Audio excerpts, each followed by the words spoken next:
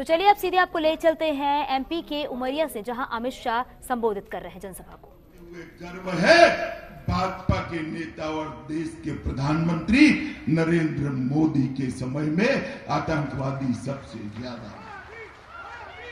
मोदी के समय में जब भी देश पर हमला हुआ, जब भी जनता पर हमला हुआ, जब भी जवानों पर हमला हुआ, गोली का जवाब गोले से दिया।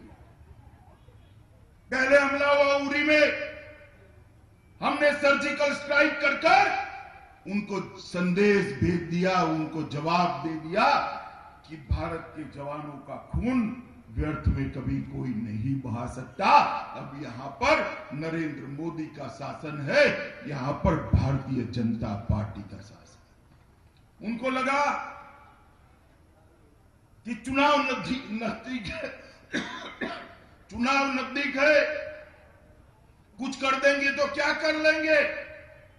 अरे हमारे लिए चुनाव प्रायोरिटी नहीं है, हमारे लिए देश की सुरक्षा प्रायोरिटी है। पुलवामा किया, पाकिस्तान के घर में घुसकर हमारे एयरफोर्स के जवान इनके सैकड़ों आतंकवादियों का खात्मा कर सफलतापूर्वक वापस।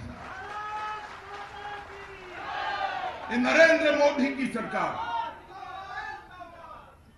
70 साल तक आप वन रैंक वन पेंशन नहीं देते थे।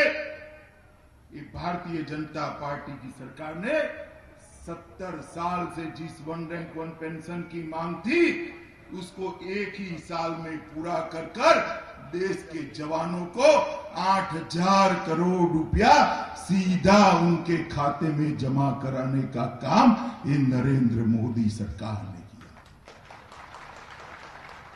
हजारों जवान शहीद हो गए, उनके लिए एक स्मारक बनाना था, मगर स्मारक बनाने की किसी को फुर्सत नहीं थी।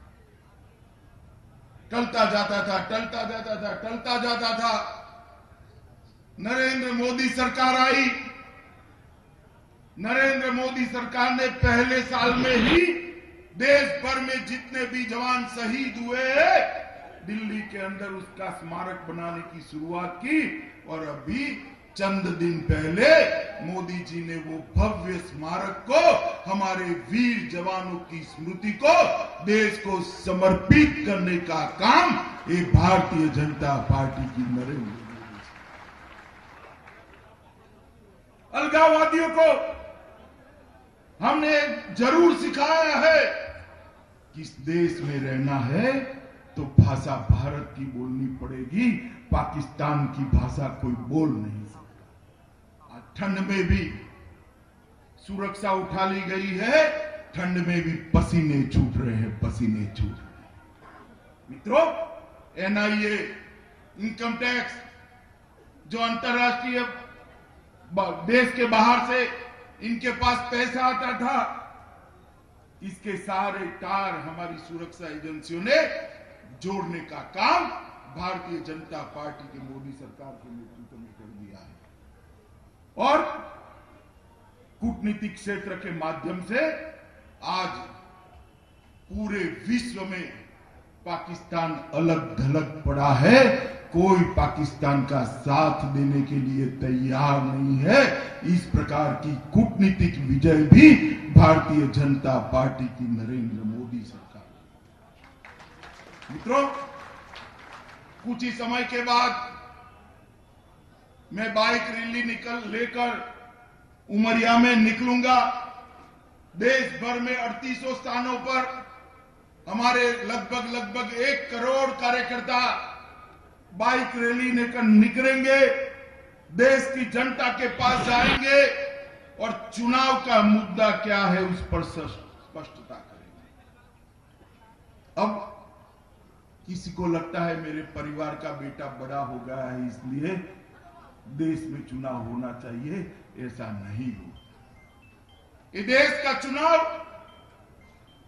50 करोड़ गरीबों के लिए होना चाहिए, उनके कल्याण के लिए। देश को पहली 5 अर्थव्यवस्था में लाने के लिए होना चाहिए। देश को उसके गौरव को, आसमान को छू जाए इतना ऊंचा ले जाने के लिए, भारत को विश्व की महासत्ता बनाने के लिए चुनाव होना चाहिए। देश की सुरक्षा को सुनिश्चित करने के लिए चुनाव होना चाहिए। 125 करोड़ भारतवासियों के कल्याण के लिए और सुरक्षा के लिए चुनाव। मुझे बताओ